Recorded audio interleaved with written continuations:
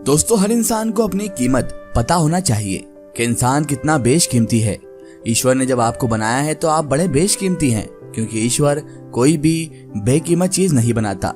जिस तरह उसने मनुष्य को सबसे सर्वोपरि बनाया है, उसी तरह मनुष्य को भी अपनी कीमत समझना चाहिए कि इंसान कितना बेशकीमती है और अपनी कीमतों को बढ़ाना चाहिए। बहरहाल ये तो एक ईश्वर वाला तथ्य था, लेकिन हमारी अगर इस मोटिवेशनल की दुनिया में देखा जाए या इंस्पिरेशनल दुनिया में देखा जाए तो हमारी वैल्यू हमें इंक्रीज करते रहना चाहिए। आज की स्टोरी इंक्रीज योर वैल्यू पर ही डिपेंड करती है। किसी शहर में एक बहुत बड़ा व्यापारी रहता था। अपनी मेहनत से उसने अपने व्यापार को इतना बड़ा बना लिया कि उसके सामने कोई भी अन्य व्यापारी टिक ही नहीं पाता था। उसका एक बेटा था जिसका नाम सौरभ था, जो लगभग 12 साल का था। स्कूल से आने के बाद सौरभ व्यापार में अपने पिता की कुछ सहायता भी करता था। कमाल की बात यह थी कि इतनी कम उम्र होने के बाद भी उसके दिल में अपने पिता की सहायता करने की लगन थी। व्यापारी को हमेशा यह चिंता सताती रहती थी कि क्या मेरा बेटा मेरे व्यापार को सही से चला पाएगा या नहीं। अगर सही से ना संभाल सका तो मेरे व्यापार का क्या होगा। काफी विचार करने के बाद व्यापारी ने अपने बेटे की परीक्षा लेने के बारे में सोचा। दूसरे दिन उसने एक बड़े डिब्बे में कुछ भरा और अपने बेटे को अपने पास बुलाया और कहा, बेटा, इस डिब्बे में कुछ भरा हुआ है, कुछ ऐसा करो कि इसके अंदर भरी हुई चीज की कीमत बढ़ जाए, यानी कि इसमें भरी हुई चीज की वैल्यू बढ़ जाए। उसका बेटा उसे देखने लगा और मुस्कुराने लगा। उसके बाद उसने कहा कि अगर बेटा तुमने ऐसा कर दिया, यानी तुम ऐसा कर पाते हो, तो मैं तुम्हारा जेब खर्चा 2 गुना कर दूंगा। सौरभ ने डिब्बा खोला और देखा कि उसमें गेहूं भरे हुए हैं। वो सोचने लगा कि इन गेहूं को उनकी असली कीमत से ज्यादा कैसे बढ़ाया जाए। तभी उसके दिमाग में तुरंत एक विचार आया और वह तुरंत गेहूं पीसने वाली चक्की पर गया और गेहूं को पीसकर आटा फ्लोर में बदलकर ले आया और अपने पिता से बोला, देखो पिताजी, मैं डिब्बे में रखी चीज को उसकी कीमत से और ज्यादा कीमती बना लाया हूँ, क्योंकि आटे की कीमत गेहूं से ज्यादा होती है। अतः मैं सफल हुआ। व्यापारी अपने बेटे के इस जहन को, इस दिमाग को और इस तरकीब को देखकर बड़ा खुश हुआ और उसने सौरभ का जेब खर्चा 2 गुना कर दिया। लेकिन व्यापारी को अपने बेटे की काबिलियत पर अभी भी शंका थी। उसने फिर अपने बेटे को बुलाया और कहा, यह आटा लो, अब कुछ ऐसा करो कि इसकी कीमत और अधिक बढ़ जाए। अगर तुम ऐसा कर पाते हो तो मैं तुम्हारा जेब खर्च फिर से 2 गुना कर दूंगा। बेटे को लगा कि यार, पिताजी मेरा इम्तिहान ले रहे हैं, परीक्षा ले रहे हैं और मुझे इस इम्तिहान में पास भी होना है। उसके चेहरे पर मुस्कान आ गई और उसने एक नया मिशन ले लिया था।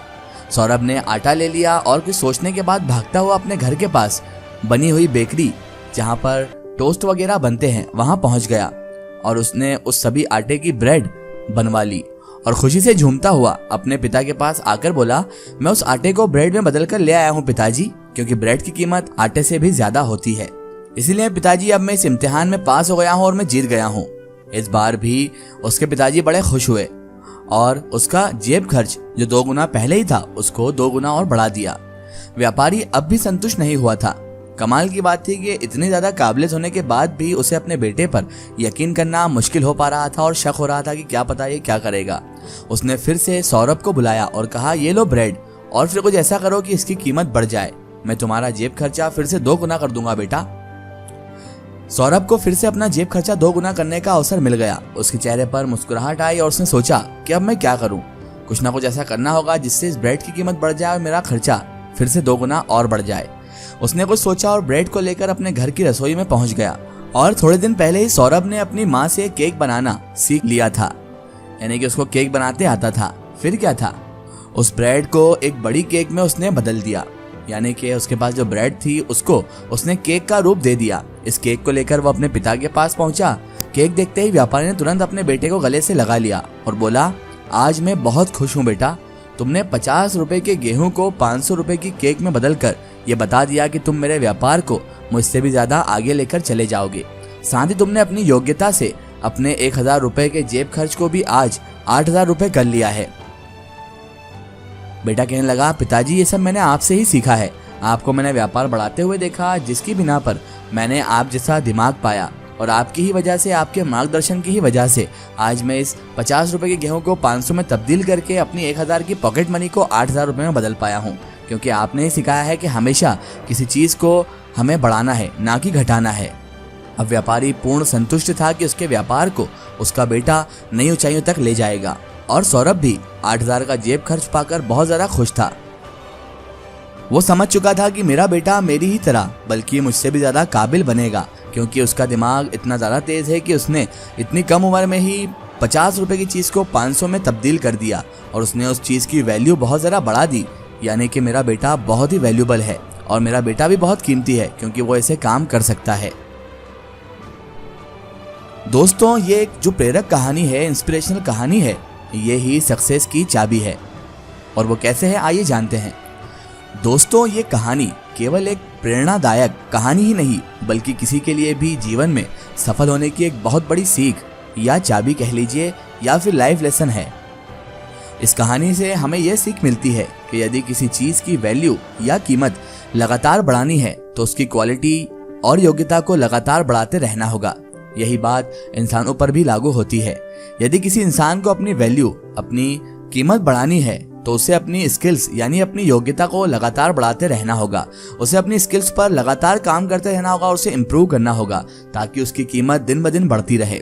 जिस तरह सौरभ ने गेहूं को आटे में बदलकर उसकी क्वालिटी बढ़ा दी जिससे उसकी वैल्यू भी बढ़ गई, इसी प्रकार आटे को ब्रेड में बदलकर और ब्रेड को केक में बदलकर लगातार उसकी वैल्यू को सौरभ बढ़ाता गया और इस प्रकार उसने 50 रुपए के गेहूं को 500 रुपए के केक में तब्दील कर दिया। इसी प्रकार कोई भी इंसान खुद की क्वालिटी, खुद की स्किल्स को बढ़ाकर अर्थात खुद में कोई स्किल्स जोड़कर अपनी कीमत यानी अपनी वैल्यू को बढ़ा सकता है। इसी प्रकार एक स्किल्स के बाद दूसरी और दूसरी के बाद तीसरी स्किल खुद में जोड़कर वह अपनी कीमत को जितनी चाहे उतनी बढ़ा सकता है। आज कोई 10,000 रुपए महीना कमा रहा है तो कोई 1 लाख रुपए महीना भी कमा रहा है और कोई 10 लाख रुपए महीना भी कमा रहा है। कैसे? क्या कारण है कि कोई ज्यादा तो कोई कम कमा रहा है? इसका सीधा सा उत्तर है, जिसके पास जितनी ज्यादा स्किल्स है वो उतना ही ज्यादा योग्य यानी कि एबल है और जो उतना योग्य है वह उतना ही ज्यादा कीमती, वैल्यूबल है, अर्थात उतना ही ज्यादा कमाता है। आपकी स्किल ही आपकी असेट्स है, इन्हें बढ़ाने में कोई कसर ना छोड़िए। तो देर किस बात की है दोस्तों, आज से ही अपनी स्किल्स को बढ़ाना शुरू कर दो। खुद ब खुद आपकी योग्यता, एबिलिटी भी बढ़ना शुरू हो जाएगी। समझ लो, जितनी ज्यादा योग्यता उतनी ही ज्यादा कीमत। तो बताइए आज आपकी कीमत क्या है? कमेंट सेक्शन में जरूर बताइएगा। यदि आप अपनी वैल्यू से संतुष्ट नहीं हैं तो आज से ही अपने अंदर स्किल्स बढ़ानी शुरू कर दो। आप शुरू तो करो, मेरा वादा है यदि आप ऐसा कर पाए तो खुद को बिल गेट्स में कन्वर्ट करने में आपको कोई नहीं रोक सकता। बिल गेट्स भले ही कन्वर्ट ना हो सके लेकिन एक सक्सेसफुल पर्सन बनने से आपको फिर कोई भी नहीं रोक सकता। ना ही कोई रुकावट आपके आड़े आएगी, ना ही कोई इंसान आपको रोक पाएगा, बल्कि आप सफलता के शिखर पर चढ़ते चले जाएंगे।